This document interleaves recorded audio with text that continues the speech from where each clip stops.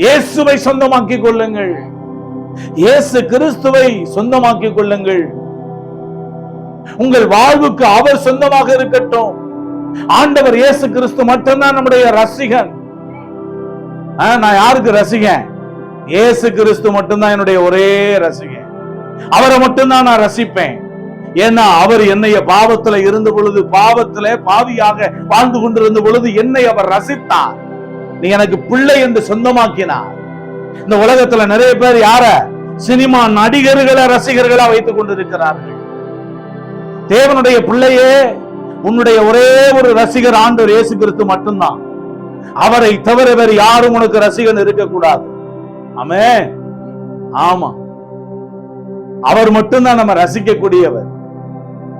நான் அந்த ரசிகன், நான் இந்த ரசிகன் இல்ல. ஆண்டவர் இயேசு கிறிஸ்து மட்டும்தான் நம்முடைய ஒரே ஒரு ரசிகர்.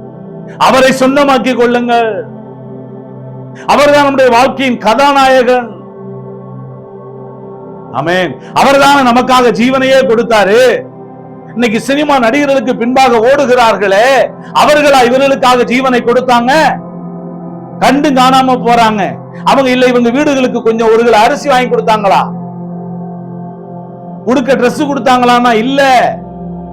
இயேசு மட்டும்தான் மனித வாழ்வை ரட்சிக்க வந்த தெய்வம். ஆமென். மனித ஆத்மாவை காப்பாற்ற வந்த தெய்வம்ன்றதை புரிந்து கொள்ளுங்க. வாசித்து பாருங்க. எது அவர்களுக்கு அது அவனுக்கு ஜீவன் அல்ல. ஒருவனுக்கு எவ்வளவு திரளான ஆஸ்திகள் இருந்தாலும் அது அவனுக்கு ஜீவன் அல்லன்னு சொல்லி தந்தாரு.